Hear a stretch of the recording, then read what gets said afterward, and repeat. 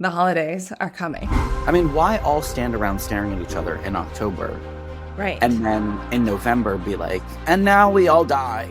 The emotional labor is something I don't think we talk enough about in Mm, retail, like having to present as happy and mm. friendly and welcoming all the time when you're not, and especially during the holidays. I also love the game of like, what hairstyle will Becky have for this podcast It's a episode? fun game for me too.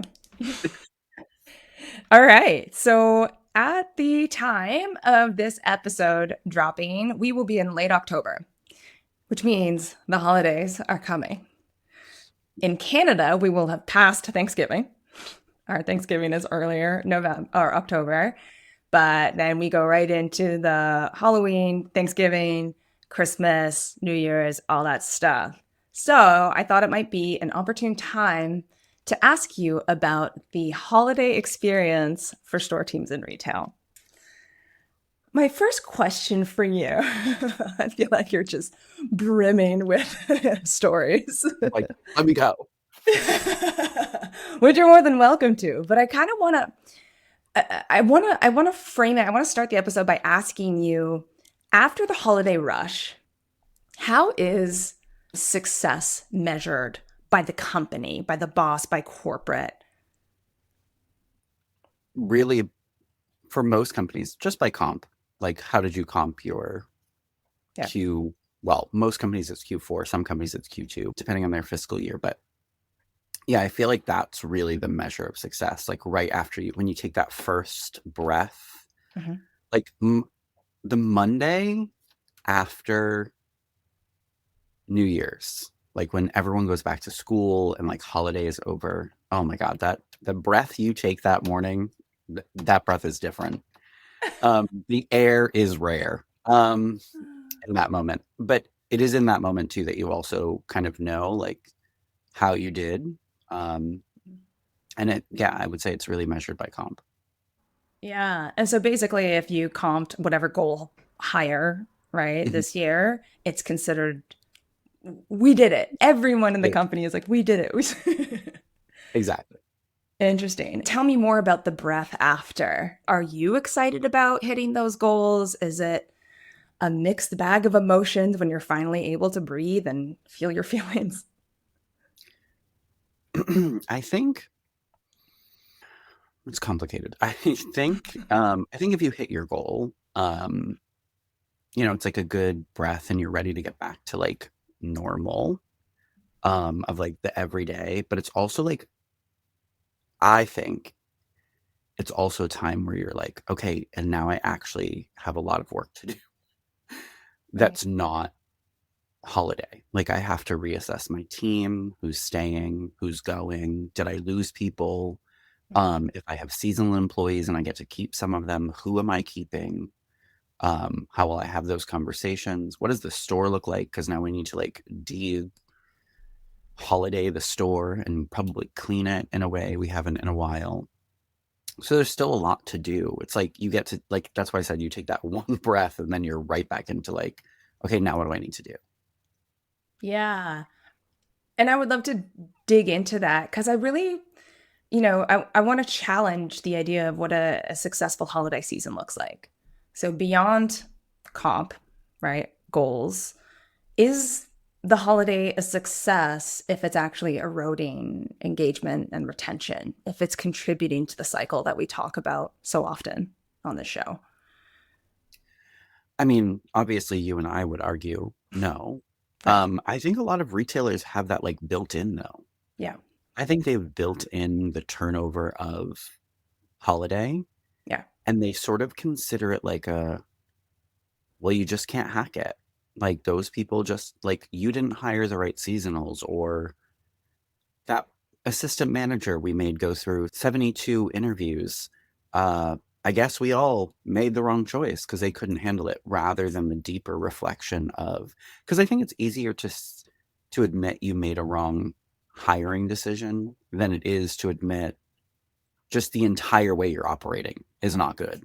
Um, so I think when disengagement happens or when you lose people in that time period, it more goes to like those singular things that happened as hiring or promoting someone than it does like a a larger reflection of like what can holiday look like. Because I also think there's a lot of people that are like, holiday is like you know, it's intense and it's like by nature awful in a way. And you just have to tolerate that. There's a massive influx of hiring for the holiday season, right? Yeah, yeah. Okay.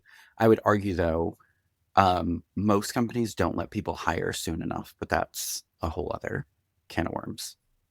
Okay. Well, I was just gonna ask before I just move on from that, like it's normal and fine. Is there something wrong with that process? So the first year I worked holiday at um, Williams Sonoma, I followed the rule book exactly how you're supposed to in terms of holiday hiring, seasonal help. Um, and I can't remember the exact timeline, but essentially, like you can't hire till, let's say it's like late October, early November. Okay. The problem is that like Williams Sonoma is a business that is really unique in the way it ramps up for holiday. Like I obviously can't share like percentages, but the amount of volume you do in a Williams Sonoma, like in the end of December versus the rest of the year, is actually the biggest delta of any company I've ever worked for. Um, because at a clothing retail, like say Old Navy, you have back to school, you have like Easter's a little bump, you have vacations, and you have Christmas, and obviously Christmas is the biggest bump. Mhm. But with all those other bumps, your teams actually get used to sort of like these ebbs and flows. Williams Sonoma is like you stand around selling one person a pan, a set of cookware on a Tuesday in the middle of June, and then Christmas comes and it's like 20 customers per associate. Like it's a vast difference. So that needs to be, first of all, your core team, you need to like prepare for that and be like, okay, like you can't have a 72-hour conversation over here about how beautiful this napkin is. Like I need you to keep it moving. Right. Um, but then also when it comes to hiring, Williams Sonoma is also a very like product knowledge rich environment. Like our ability to sell or talk to people about what they want or need is very dependent on a salesperson's knowledge of those products. Minus maybe like napkins. But even then, people, where was this made? Do you know the thread count? Like there's still questions. So, and those are the easiest things to sell. I mean, once you get to like a coffee maker or a pan, it becomes a lot more complicated. Can I use this on induction? Like, blah, blah, blah, blah, blah. But anyway, all of this to say that the first year I was there, I realized what a atrocious mistake it was listening to the rules. The following year, I ran over payroll for almost all of October egregiously. And then I was like, I'll just get in trouble. But by the time they like really realize what I've done, it will be too late and they can't do anything about it. And my second holiday there was essentially like record breaking for my store. And I don't want to say I changed the whole world because I did not. I will say though, they were I'm the reason I'm sharing the name of the company, which normally I don't do when I criticize a brand, is because in the like post holiday reflection, I was basically rewarded for that decision. And then they committed to like the store manager group that they would relook at how they did holiday hiring. Not just because of me. There are other leaders who made similar decisions. So I'm not claiming I like changed the way they operate, but I just did it because my first year was so chaotic and like stressful that I was like, I can't do that again. Because then and the register systems there are something. And so training people on that, and like literally the first year, I spent almost all of holiday on register myself. Not Wow. by myself, but like I didn't sell anything because I was like, I'm faster than most of these people. But anyway, all of that to say that Okay. like holiday hiring is also like they don't want to pay too much, obviously, in payroll in the buildup. But what they're not realizing is like it pays itself back in dividends when you get to the core of the that season. Okay. So, yeah, the idea is that we'll save on labor by Mhm. hiring late, but the assumption is that they'll be able to be trained properly in time to handle the holiday quantity and pace of customers. I mean, it's definitely like a trial by fire situation. And we all like recognize that. I think it's Yeah. also like you're kind of taught to like those employees won't know everything. Yeah. Like you kind of want them very specialized. So like kind of, very quickly realize what their skills are, what their strengths are, and then put them in that area Mhm. for the rest of the holiday. Like that's their zone. They're not going to be the person that knows like shipment and the register and the fitting room or whatever the scenario is. And if they are, you're probably going to keep them. Like if they figure that all out on their own, I mean, that's kind of how I mean, if you're a seasonal employee, and I actually used to be really transparent at some companies and say, like, I only have time to like really go into this, and this with you. If you figure out the rest of it, you pretty much guarantee like a full seat at the table forever. Amazing. Okay, so we've already landed on one operational thing that corporate, the company policy, schedule, timeline um, doesn't get right or overlooks or could improve to support you and your teams during the holiday season. And that's really what I think would be really helpful to break down throughout this whole episode is what are they doing right? And like what's the Mm. good stuff? Where are the moments where they're actually helping you? And then what is the wrong stuff on the flip side? What kinds of corporate decisions make December, November, all those months harder than it needs to be, to your point, because you said we treat it like it has to be just insane chaos. And then also with the harder stuff, what's the domino effect? So what parts of these are contributing to the kind of paradoxes and challenges that retail as an industry has that we talk about endlessly in all episodes? So, where do you think is a good place to start? Do you want to talk about some good things that you've had happen Yeah. to you? I think let's start with what's good. I mean, I think a lot of companies at this point, one of the things they have down to a science, I won't say everyone, but most places, bigger places especially, is preparing and like the calendar of things for the holiday. Like most retailers in somewhere around now, actually, we're recording this in September, Mhm. um, will start to talk about what's coming up for the holiday. And somewhere between now and when this episode lands, most of those places that I've worked will have released a calendar of events. Here are the days we're doing promos. Here's the day visuals have to launch. Like it is a full, comprehensive. Honestly, I wish they would do it for the whole year. I'm like, why can't I get this level of thought and planning all the time? Um, so you get this full calendar, and it's a way for you to plan for yourself, but also a way to plan labor and like think about who needs to be in what place because obviously like a promo on a Saturday requires a very different schedule and very different planning than say a visual change on a Tuesday. So it gives you an opportunity to really look at like your resources, who's on your team, when will you need them? Because even though, side note, most companies have like blackout days where you're not allowed to take time off in November and December. I think your accrual manager, if you actually follow that, because I sure as hell didn't. So I would look at that and go, okay, the visual changes on a Tuesday. I have a couple of visual people that were looking for like a Saturday off, and that time they're not supposed to be able to get one off. And I'm like, well, I need them really on the weekday for that. So we'll just happen to give them a Saturday off.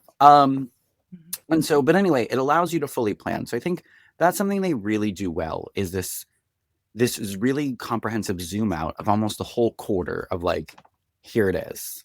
I think that's the best thing. And then Oh wait, can on I top, interrupt you? you're, Can during the rest of the year, how much advance notice do you get about those kinds of things when it's not holidays?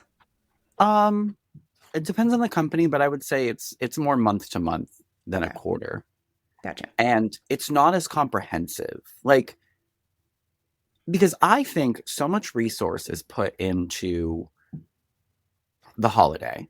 Um, like across companies, right? Because that's when most companies make the most sales and they do their most volume. And so corporate teams are so focused. I mean, corporate teams are talking about Christmas probably in like April. Mm. So if you think about it, like May, June, July, August, also a lot of people take in corporate land, take holidays in that time period. Mhm. So like there's like a whole like missing quarter, in my opinion. It's usually the summer where like no one is to be found. Yeah. And things are definitely happening a little differently. And then you like August comes and then it's like record scratch and everything changes. So I think that's partially why we don't get the planning because even when it comes to post holiday, a lot of companies can't even give you your. I think it's why some companies have their Q1 start in July. I've worked for a couple of companies now where like the year is June. I mean, sorry, July to June. Because when they do it, Right. well, February to January is how a lot of companies do it. They don't do it January to December. No one's going to make December 31st the last day of the fiscal year. That's crazy. I think my husband worked for one company was like that, and it was insane because then you had to do inventory on Christmas, New Year's Eve, which is insane. This is Sure. an insane ask. But so anyway, even when you do the February to January fiscal year, a lot of companies post holiday, even that 4 weeks before February 1st, not enough time to finalize the financial goals for that next year. So I have worked in several companies where it will be the third or fourth week of February and one time the first week of March before you ever get your goals. So you did a whole month and you have no idea until the end of the month, did I do well? Like, I mean, obviously at that point you go by comping, but like you don't know if that's a year that the company decided there should be like 10% growth across the board. Are they picturing a more challenging year economically for whatever reason? So it's a 2% growth across the board. Right. So you don't know what they're thinking. So you're just kind of going through February blind. And all of this to say, that's why I think the rest of the year doesn't look like that. So much focus is put in December, then we get out of December and like everyone takes a big breath. And then there's like a waiting to get to the next year, next quarter, whatever it is. Right. Okay. Okay, helpful. So the planning, the comprehensive planning is a plus. Hmm. Anything else? I mean, I think the no, I think the well, Old Navy, for example, not only planned, but they also did this really intelligent thing that I still to this day am like, wow, this is like, how is this not the norm? Where because they do so much volume, because it's like a lower price point, so you're going through a lot of inventory quickly. Mhm. October is actually quite busy in Old Navy, even though sales wise it's not, because that's when they front load a lot of inventory for Christmas. Okay. So they don't wait until Christmas is already here to give you the 9 bajillion cozy sweaters and pajama pants that you need. They give a lot of it to you in, and I've seen other companies like start to do that a little bit more because it just makes sense. We all know what we're going to sell. Why are we pretending that you need to wait? Just give it to me now. Because then what that allows is that allows you to have this like super in October, this super operational focus of like all hands on deck. We need to get shipment in, organized, um, onto the floor, wherever it's going, whatever. And then in November, when you turn around, it turns into like almost like, and now it's about selling and refilling, as opposed to trying to sell, refill, and do a bunch of shipment. Now, don't get me wrong, you still get a lot of shipment in those months because Old Navy is selling a lot of things, Mhm. but it's made a lot easier by that like sort of like really forward push um in the lead up. Can you say a little bit more about why it's easier? I mean, just in my brain, as like a general manager, you're thinking of your store and all of these like different aspects. Mhm. You have sales, you have replenishment, you have shipment, you have omni sales now. So you have ship from store and BOPUS, and you have that, you're running a warehouse now. So you have all of these facets to your business. And being able to sort of like hone in on one or two during busier times really helps you execute much better. And not be stretched thin not only as a general manager but as a team, because in October you can take from your sales floor team, because sales are a little slower because back to school is gone. Halloween is not like a clothing thing, um, you know, until Old Navy starts to sell like massive amounts of costumes or something. I pray for them if they ever do that. But so then you can take some of your salespeople who might also be good at operations and be like, okay, for the next couple of weeks, I'm going to have you in the back doing shipment. Mhm. Or rearranging the floor, because Old Navy has like a standard visually for what it looks like the rest of the year. And then holidays, it's like, very much the stack it high, watch it fly mentality. So you can, like, that requires rearranging walls and fixtures. And so, like, you can have that person maybe doing that instead of selling or being in the fitting room. You're like, hey, you're going to max out the hanging sweaters all the way to the ceiling while they're doing shipment. And so you can move people to where you need them. Now it's November. You're not getting as much shipment. You leave your shipment team it is, and maybe on some of the slow days you even take one of them to do replenishment on the floor. Mhm. And you're just able to better utilize. I mean, why all stand around staring at each other in October Right. and then in November be like, and now we all die? It doesn't really make sense. And so that's where Old Navy like had that figured out pretty well. Why don't other companies? I mean, I think it's first of all, it requires an investment of people, because we were allowed to hire people. Like holiday help there was like, it was tracked, and it was like you were managed to that. It was like, why didn't you hire the 37 people? It's it's October 22nd. You're supposed to have, I don't even remember the timeline, so I'm making up things right now, but like you're supposed to have 75% of your holiday hires hired. Right. Where are they? Why do you only have 50%? So they were actually the opposite of a lot of companies, where they were like, no, no, you will hire more. Keep hiring. Um, so I think it's that investment, but I also think it's just like the retooling of the day-to-day operations at like fulfillment centers. Like they'd have to change how they do flow. Um, and I don't know that people want to or think about it. I think if you work at a company that you get one, I've worked for places that like get one delivery a month. Mhm. I've worked for other places that get obviously multiple shipments a week. And I think whatever cadence they're on, they just don't want to change it. Maybe they pay a delivery company X amount for X amount of service, and they don't want to like have to negotiate different contracts for different times of the year.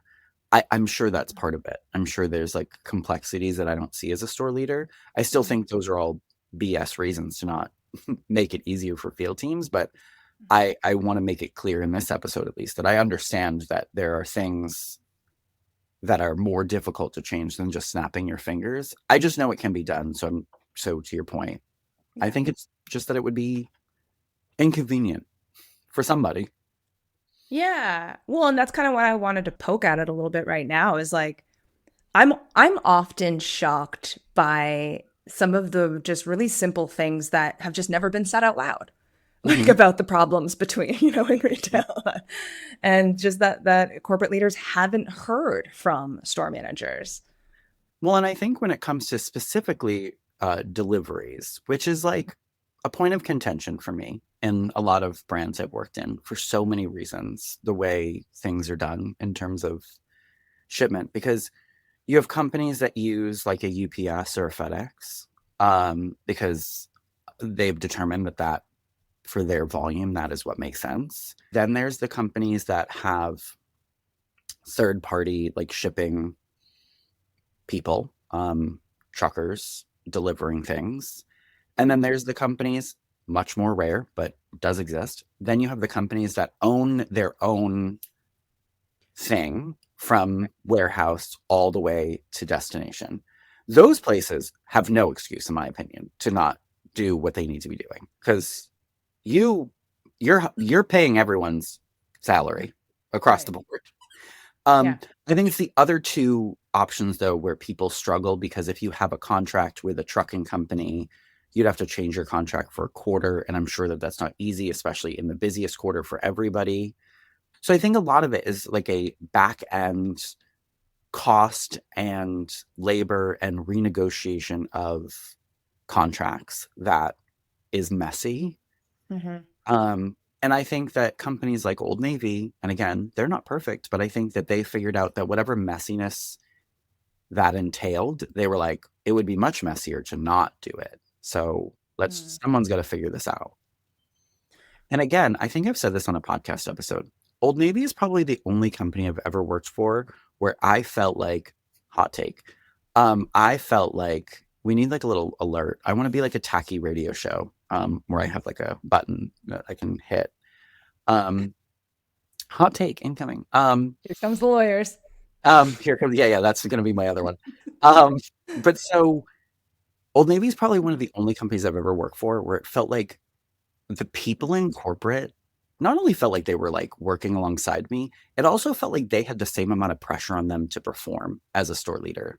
I don't think I've ever said that Mm. directly, but it Yeah. felt like someone was also telling them, okay, well, stores have to do this, but you also have to make this happen for the stores. So go. And I, again, I didn't have visibility to that, but they must have been saying that because sometimes things just happened and you were like, oh, someone made this happen. Great. And I can't say that that's true across the board. Yeah, well, to the messy point, right? It's only messy once. Yeah. It's only And messy until you do it one time, and then you have another process. and I think the trickier part about keeping your shipment the way it's always been is I've actually worked for a couple of companies where you place your own orders. And if they keep the cadence of deliveries the same and you're ordering, you also then have to become really adept at like inventory planning for much larger volume. And the thing is with more volume becomes more unpredictability about what you're going to sell and in what quantities when you're dealing with hundreds of SKUs. For example, I worked somewhere where we placed our own orders and I only got an order once every week, but I had to place it like 14 days ahead of time. Mhm. And all of a sudden now, what I thought might be trending, or like there's a random product that went viral on TikTok, and now I've already ordered what I'm going to get for the end of the month. Like I'm missing so many weeks of good sales because I can't react fast enough. So if you're only delivering certain amounts, and this does happen everywhere, every company, because there's a certain level of, especially with social media, of unpredictability of what's going to all of a sudden be like the hot thing. I mean, even at Williams Sonoma, we used to joke as a team, even outside of holiday, you would have an item that you have never sold in your life. Like you've never seen someone buy one, or maybe like once, like a strawberry color. And then all of a sudden, you'd get like 10 people in the span of 3 days who were like, do you carry a strawberry huller? So we started, because it just made it more fun for us as a team. If we got asked for something like 6 or 7 times in a short period of time, we started asking people, is there a recipe in a magazine that said you need this? Like, Yeah. where are you getting this? Because there's no way you just organically need this item right now. And so does everybody else. Um, and so that unpredictability also plays a part in like why you need to be a little bit more fluid and change the way you do things from the rest of the year. Yeah, makes sense. Okay. So, and what I think will be a nice segue into the common things that corporate overlooks or gets wrong during the holiday season. What I thought was going to be a good thing, it turns out it's not really true. So, when we were chatting about this episode, I had said, "Is there even going to be enough to talk about because corporate leaves you alone?" during the holidays. And I think that's partly because I remember your one story about specifically the day of Black Friday being like, at least that day, Mhm. they leave us alone. And I think my brain, because I work with, corporate teams and because it's said all the time that at least December is a blackout month in terms of comms, new initiatives, things like that. I just assumed the optimist in me assumed that like that was the case for at least that whole month. I Turns would out maybe say, not. yeah, I did laugh at the message. And I shared with you before we started recording, I shared it with my husband, and the look on his face. Um, and side note, I will share his story that he shared with me. He worked for a company that midday on Black Friday, and this is not a small brand that he worked for. I just want to make that clear. This is not Mhm. like mom and pop shop. This is like a brand everyone on this podcast would know. They changed the promo on Black Friday midday and made them change signs and had to like update the registers and like midday Black Friday because they weren't doing the performance they thought they should be doing. So they were like, clearly this wasn't a good enough promo. And then they changed the promo. And then people from earlier in the morning who were still in the mall saw that the promo changed Oh and no. came back to exchange and get the price difference. Um, So they planned this. They knew that they might do this. Like, I don't, I mean, it seemed so fast mhm. that he's not sure if it was planned or not, but it was in reaction to like, okay, we opened at 5 a.m. in most malls. It's now 10 a.m. or 11 a.m. We should be at X percentage of sales for the day, and we're not. Right. So we need to be more aggressive. So yeah, uh, that's just one small story. I think also though, some companies are good at leaving you alone with comms, but then love a surprise Christmas visit. Like, love it. And then there's like, the group chats are going off because they're like, oh my God, Sarah, the VP, is in the store 3 miles away from me. Is she going to come here next, or is she going to go north or south? And then there's like that store texts you and is like, the group chat and is like, she just left. And then you're like, there's that 20 minutes it takes to get to either store. And you're like, which one is it? And like, as the manager, you're just doing loops around your store and like keeping your eye on the front window, but not too obviously because like you don't want to know that she was coming and you want to be casual about it. So then you Mhm. like see her in the mall and then you're like, okay, I'm going to go actually further back in my store. So this can be more natural. And then you like see her come in and you're like, oh my God, it's so good to see you. Like it's a whole game you got to play on like the second or third Saturday of December. So while they might leave you alone in official comms channels, they don't, they, so many companies love a visit like that. And a lot of people will tell you it's not to catch you doing anything wrong. And here's the thing, even when it's not, it doesn't feel great in that moment because you're like, depending on how busy you were, the state of your store, like there's so many things. And I think I've shared this story on this podcast, so I don't want to share it again. But it was during holiday and a very busy day at Old Navy. Um, and I'll say it just because, I mean, he knows I say it with love. But like Brian, who was our regional, like came in, and I was in a mood. I'll be transparent. I was in a mood. It might have been pajama day. It was pajama day because I wasn't wearing pajamas. And he was like, "You're not wearing pajamas and you seem like whatever." And he was like, "And it's kind of affecting your team." And he's like, "What can I do to help you in this moment?" And I was like, "You can leave my store. That will help me in this moment. That's what you can do." And shout out to Brian because he left my store. And he said, "Okay, but I expect results if you're going to kick me out of your store." And he left. My DM, who was not part of this visit, called the store like 5 minutes later and was like, "What did you just do?" She basically was treating me like I was insane. But that is what I needed. Like, I need you to leave because, like, it's not. I don't have time for the dog and pony show today, and that's what's annoying me because, like, the second I found out he was even in the area, I literally was like, "Why? Like, what can you pop? Like, unless you're gonna start folding a table, get the hell out." And so, which is what I wanted to say, and I think that is one of the things that puts a lot of pressure. And then in terms of comms as well, there are promo changes, which I understand from like a business isn't doing the way you want it to do. And there are also visual changes sometimes in December. Like if you put, if they decide like some sort of sweater or, cookware or whatever business you're in is going to be the thing this holiday season. And then like a Mhm. couple of days into the holiday season, it's not the thing. Mhm.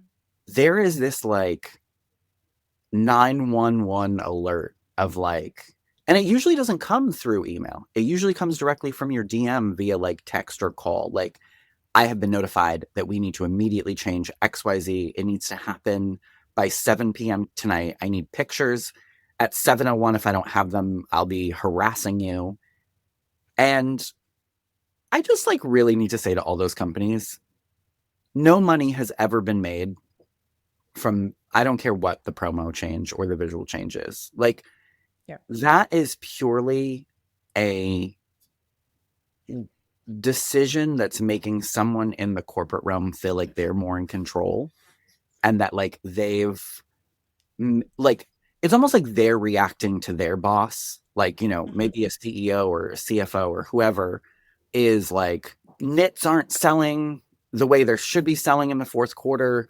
What are we doing? What does visual look like? And then everyone gets attacked, right? Like the visual department is probably like, this is just me imagining what's happening before I get the message. I'm sure the visual department's scrambling and they're like, well, we thought this looked good. Nah. And then, the buyers are like, well, no, blue is the thing and that's why it's the color. And then there's this like scramble to be like, whose fault is this? And then it like funnels down to like, what we need to do to fix this? We need to just move everything in the store on December 8th at 7 p.m. And the thing is like, I try really hard. It's taken me a long time to do this well, but I try really hard as a store leader to like make sure my team has a life during that time period, but also that I have a life. Like Mhm. I buy theater tickets to go see like maybe not the Nutcracker because I don't want to be bored. But to something Christmassy Mhm. and maybe I go to a concert or like a holiday market. Like I make sure to like carve that time out for myself. Mhm. And while I've never allowed a last minute change to get in the way of those tickets or that thing that I, said I'm going to go to, it has ruined my mood during several of those things. And Mhm. one could argue that's my fault because I'm in charge of my mood, whatever. Um, but like it ruins my mood because I know to be true after almost 2 decades in this business that I'm going to get back in a couple of days and sales are not going to magically increase. Like Right.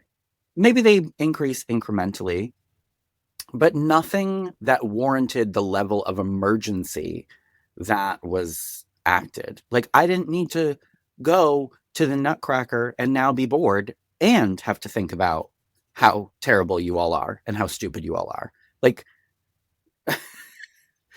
so that is like something that's really I think to give people credit, I think there is an intention to leave stores alone during that period. Right. Um, and I think that everything is moving so fast, right? You're doing more numbers, online is busier, the warehouse is busier, everything is busier. And I think when something goes wrong, it's almost like people at that level think that there is no time to stop and think. And I would argue that that is exactly the moment you should take. Like I would, and again, I'm not in those rooms, but I would love to know that there's like some leader out there that would basically make everyone pause and be like, everyone stop what you're doing. Put your phone down. We're going to have a 45-minute emergency meeting. If you want to make something emergency, make that the emergency. And we're not going to look at anything for 45 minutes.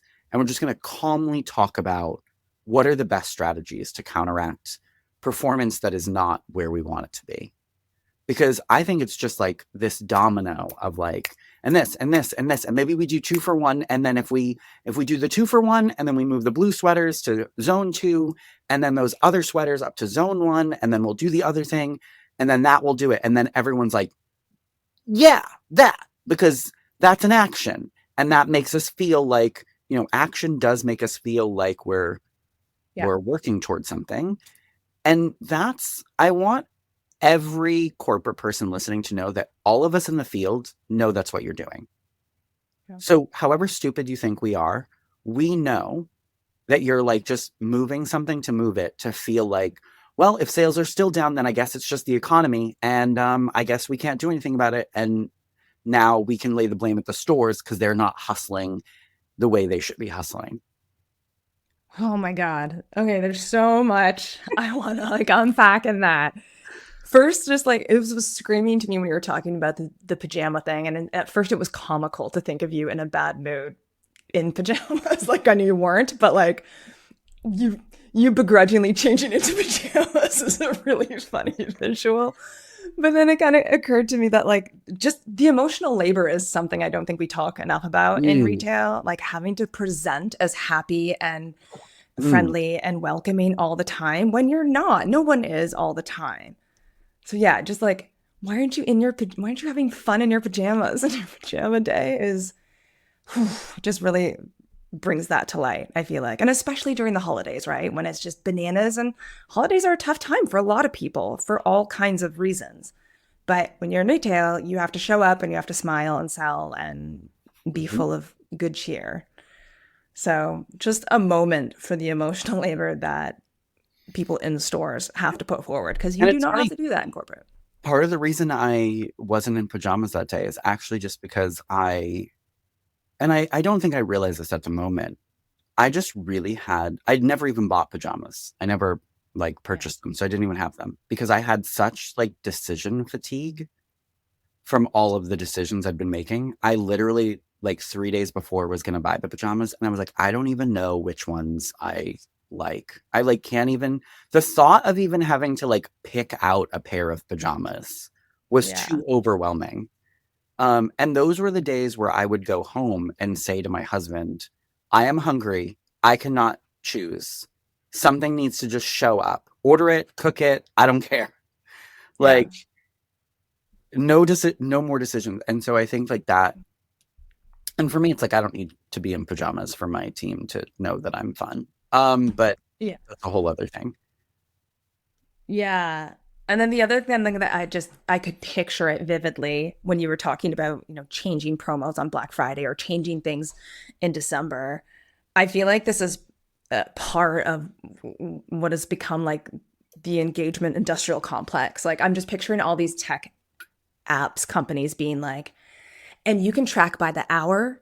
And if the sales aren't where you know they need to be in that hour, you can quickly change. Like you can change promos and you can change and just like, right? It sounds like good. It sounds like good agile business, but it doesn't really work out that way for store teams when like ultimately you are the ones who physically have to do all the things. And I think also though that not only does it not do if you want to use data as someone who Mm-hmm. loves data and loves numbers, to an excruciating uh, level. If you change things too fast, you actually ruin your data. You don't know Yeah. what's working or what's not working, Right. because you haven't done your collection duties correctly. You need something to exist for a minute, um, or more than a minute. Mm-hmm. In terms of like visual, I think sometimes companies react to like certain things really quickly. And for me, if it hasn't been there for a full week, we don't know anything at all. Mm-hmm. If you made me change something on a Monday, you don't know anything on Thursday because Right. I would argue you don't have enough foot traffic to know whether it's working or not because that foot traffic is your data point and you need a full weekend with the weekdays to know. And then if you have different, business on a Saturday than on a Tuesday, and then maybe there is something there because maybe your shopper on a weekday is a mom and has her kids, and then on the weekend it's like a group of teens. So that visual or that promo is hitting those two different groups differently. But you can't know any of that if every 3 days you're deciding to switch, because now the thing that might have worked for the teens coming in on the Saturday that you had on the Monday, you're changing to the thing for the moms, and now they're not here on the Saturday. Like you don't know anything because you're reacting too quickly, and companies are so afraid of just sitting with what's happening for a minute and being like, Mhm. okay, what is happening? First of all, what is happening? Do we even know what's happening? Have we even asked a store? Like, Yeah. have we created an environment? We've talked about this before, but have we also created an environment where we can just ask stores candidly, what is the reaction to X? And we need to create an environment where store leaders can be like, every time someone walks in the door, they laugh. Like, so I work somewhere, this was not during holiday, but I work somewhere uh, that is known for its denim, hint, hint. And they had this men's collection that was perhaps one of the most atrocious things I've ever seen in my retail career. So not for denim, but for like shirts. And there was a full men's poncho that was red, like a rain poncho, covered in tigers. What? Why? For who? For who? There was a lot of like neon happening. Why? Are we going to an EDM rave? Am I doing shrooms? What's happening? And we all laughed at it. And it became a joke because people would come in looking for their sort of like classic American preppy and they were like, "Wait, what?" Like, and men's business was down. And it was like everyone in the company, it was like the emperor with no clothes. We were all supposed to pretend that this was normal. Mhm. And eventually, I think that buyer got fired because everything changed, but we never talked about it. We never, of course, we blamed stores because we are like, what? Like, I will never forget one of the visual people coming in and trying to like convince us that things were cute. He was wearing it all. And I'm like, you look insane. Like, you look unwell.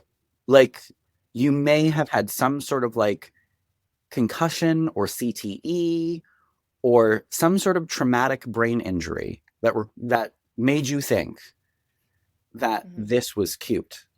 And so, honestly, if it was in another store, it might actually have been fine. But in this store, it didn't make sense because it just wasn't the vibe.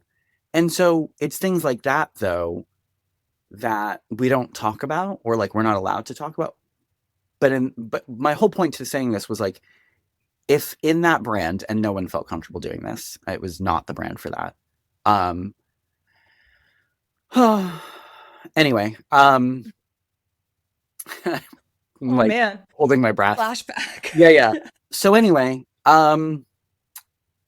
because there wasn't a culture there where you could be honest. And so because of that, no one was just saying the so obvious thing of like, what is this?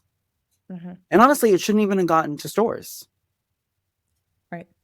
Someone should have seen it in the visual book and been like, excuse me? Mhm. Highlighter yellow shirts? For who?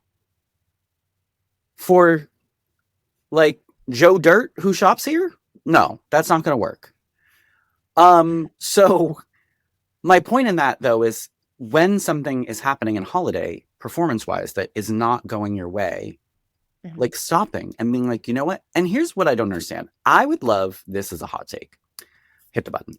Um, for retail executives to call stores directly more often. Please give me a call.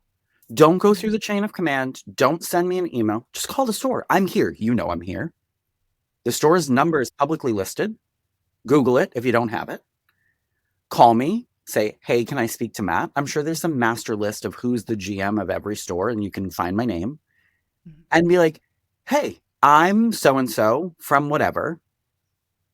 How's the front table doing?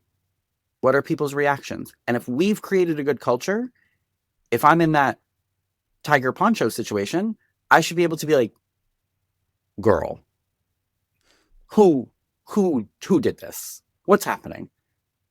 We have people laughing at us. Like we have people actually walking into the store and being like putting it on in the fitting room as a joke. Yeah. Yeah. If that conversation is allowed to happen, Mhm. that means that executive, maybe he calls a couple other stores, gets similar feedback. That takes him 25 minutes. Okay. Now Mhm. he knows though, okay, this is a product problem. how do we fix a product problem when we don't have a lot of time to fix a product problem? Do we have to move forward spring? Like, Mhm. do we just have to put some spring in stores and hope that that will sell because it's a better, like, I'm saying if this is December, like, Yeah. because I know they already have it made, like, Mhm. it's ready and waiting. Now, that Mhm. might mess up spring, but that's a spring problem at this point. You're trying to fix the current problem. Mhm. Or is there like, do we have a collection in like the back of the store that really should go in the front and we should hide this atrociousness? That's the case where a visual move really would work. But that's where you need to call a store. You need to know why. How can you fix the problem if you don't know why? And the numbers can't tell you why. They cannot. Because is the Mhm. front table also not doing well because people are like, wait, we're X brand. Who do we think we are charging $90 for a sweater? Like, is that the problem? Is it purely a price thing? So even with like a 50% off promo and now it's $45, people are like, absolutely not. I'm not spending, this brand does not deserve this much money, or I just don't equate this with whatever the case may be. Yeah.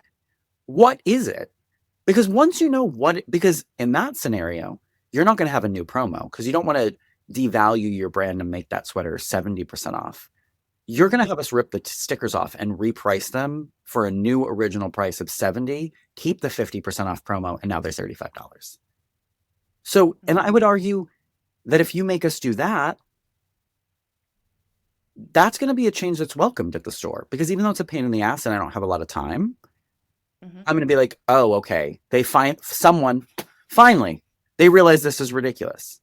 But instead, with that ugly collection, you have me put it on promo. And that expensive sweater collection, you make me move to the back. Like you're doing the opposite of what you should be doing in certain situations because you asked no one why. Yeah, and I think that comes out in other like we say this all the time about engagement surveys. Mm-hmm. It is not normal in any other industry or function to pour endless time and money into a solution when you don't understand the problem. Mm-hmm. But for some reason, apparently in this situation, and then in terms of employee engagement survey reactions, same deal. Okay, so as we're coming close to wrapping this up, a couple things I want to ask you about, and then I will open it up to make sure that you get everything out of your system. um, but the point about one, the call, Mm-hmm. and two, the difference between the call and the visit, the Mm-hmm. surprise visit during that time. For one, I just think it's interesting because we know there's a lot of talk on LinkedIn and other places about how executives need to spend more time in stores. And I've even seen specifically, yeah, you should have to spend a whole week during December in stores to understand how what's really going on.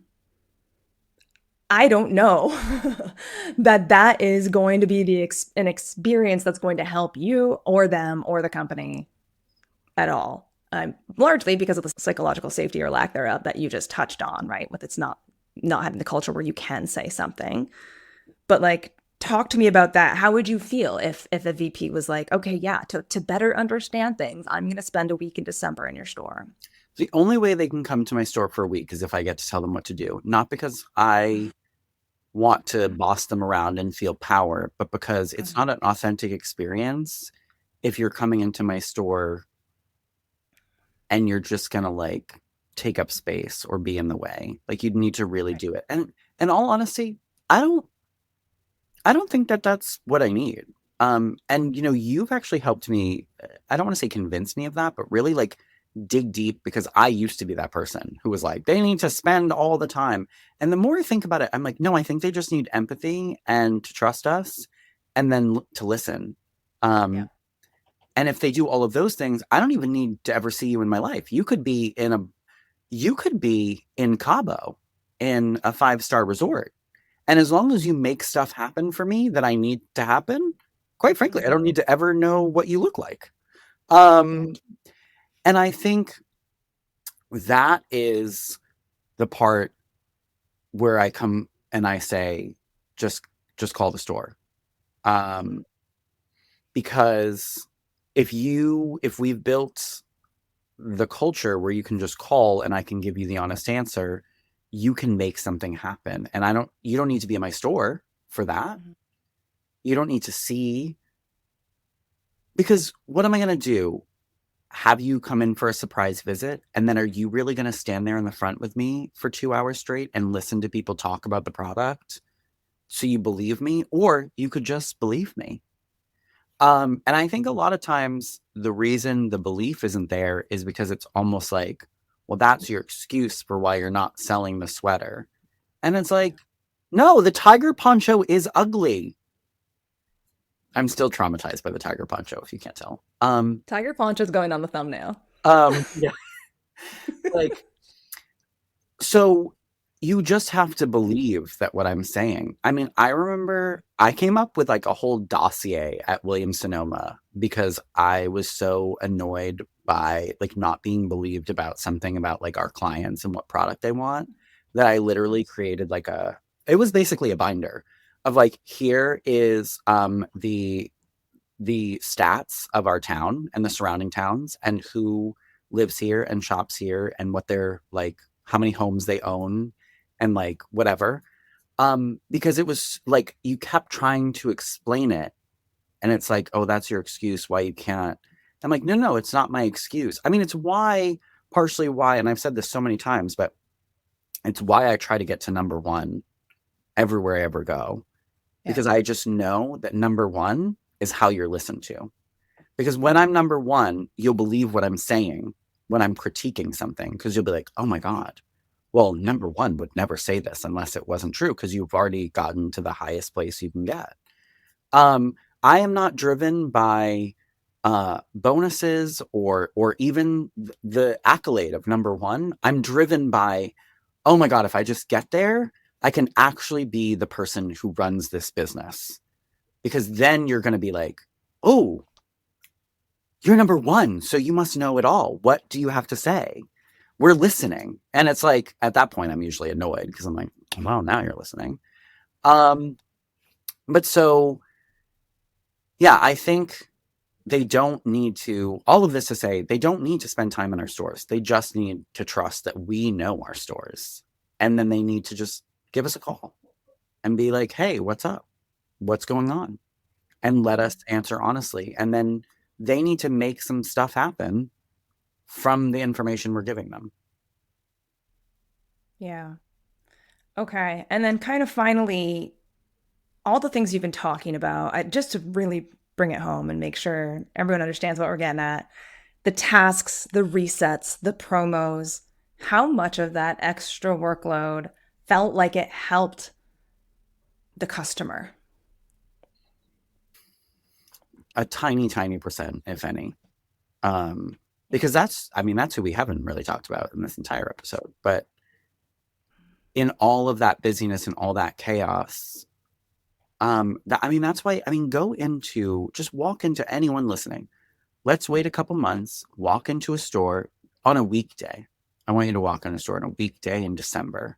And I want you to just observe the employees and what they're doing.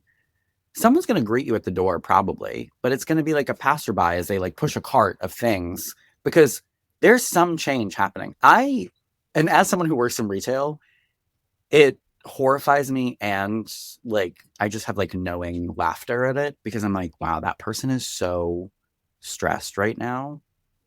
Mm-hmm. And like, when you look at it objectively, like just remove yourself from all of it, especially when I go into other stores, I'm like, this is actually on its face ridiculous.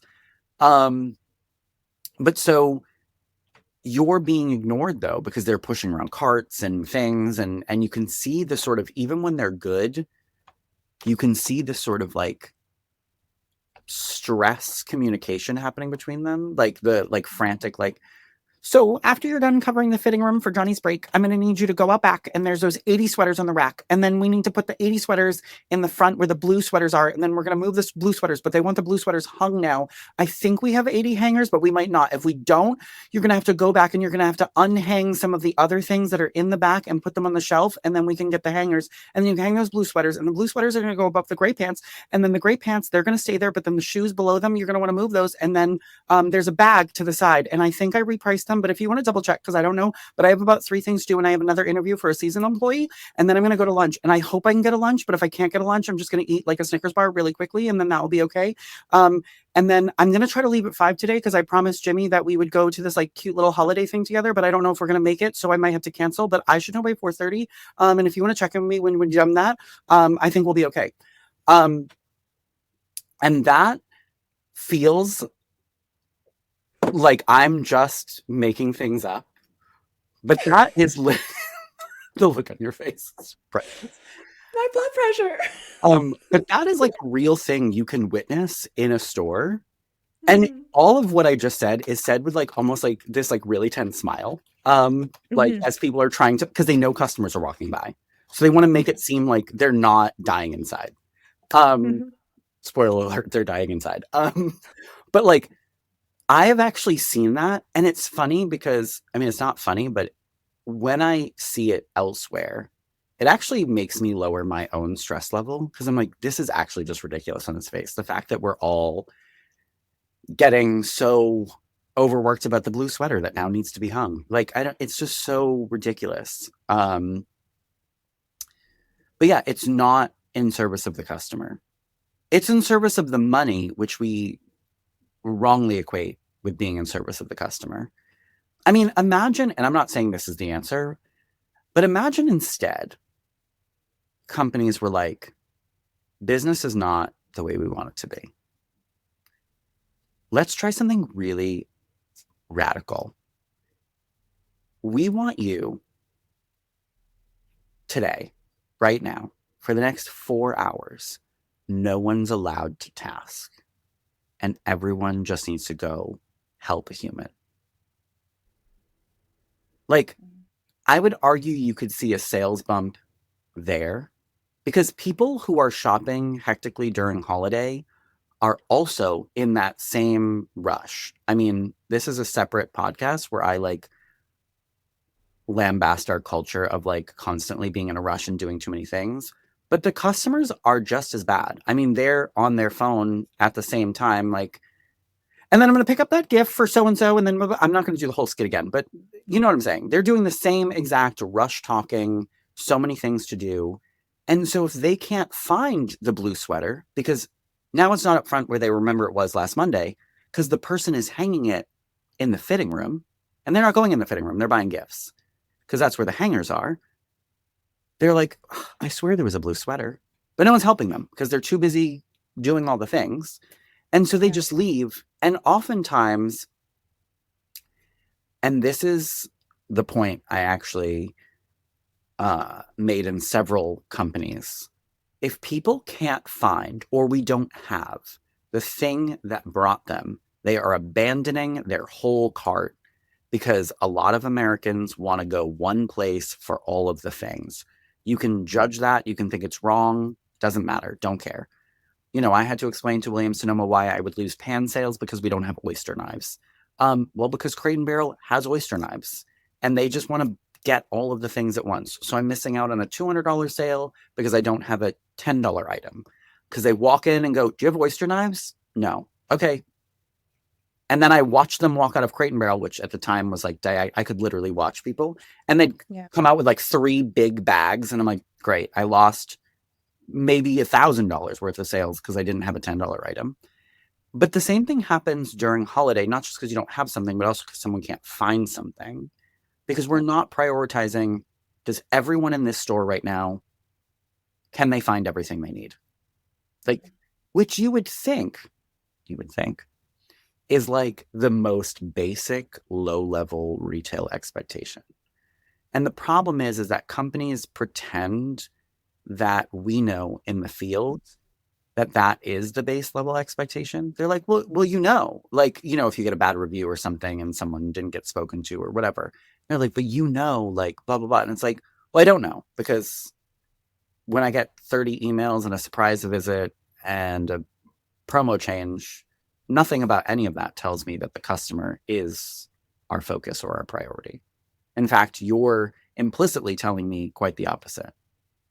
That they just happen to be in the store and sort of just there while I have all these other things to do. Yeah. Going back to the corporate experience taking precedent over the customer experience, even if corporate thinks that what they're doing is in service to the customer. Hmm. All the tasking is really just taking you away from providing a good focused experience. Hmm. Okay. Any final thoughts? My final thought is actually about post holiday. I think some companies have done a good job. I've seen it a couple of times happen of doing sort of like a holiday post-mortem Mm. with store leaders, like what worked, what didn't work, what should we change. And I think we need more of that in retail, and we need you to actually change it. Like it would be great. And this has happened a couple of times. So like it's not like it's never happened. But you know how amazing it feels when you mention 20 things you think could be better and even two of them change the next holiday? You were like, wow, they actually did something about this. That's amazing. And that's the thing is field the field expectation of corporate is so incredibly low that if you just did 10% of what is asked for, you would be the best DM, RM, VP, CEO any field leader has ever worked for, because they'd be like, wow, they changed it. Like the bar is low. I mean, your ability to impact the field experience is quite, I don't want to say easy, but it's very tangible because most retail leaders are jaded in the sense of, well, nothing's going to change. This is just how it is. Um, and I mean, maybe I'll give you some feedback, but you're not going to do anything about it. So, but there's still the Matts of the world who will tell you the 85 things you can change, regardless of how jaded I am. Um, and if you just did a couple of them, people would not only be happy, they would share more. And if you love data so much, that's more data. And you'd get more and it just and then you get better and better as a company because that's a cycle. But all it takes to start that beautiful cycle where everything gets better, customers get better service, you make more money, you're in Cabo more often, or wherever you like to take your little golden parachute. Um, and all of that happens all because you start by changing something that needs to be changed that you heard needs to be changed. That's the beginning of this beautiful cycle. Yeah, I think that's perfect place to leave it. And I sense a follow-up episode coming up where we dig into what some of those things might be. Maybe we can even run some kind of poll Mm. post-holiday where we ask store leaders what needs to change and we unpack those things. Well, I was going to say happy holidays, but if that would make sense by the time this airs, may your blackout month be truly blacked out. I love that. My new retail holiday send off. Thanks as always, Matt. Thank you. You're listening to Dear Corporate, Love Stores.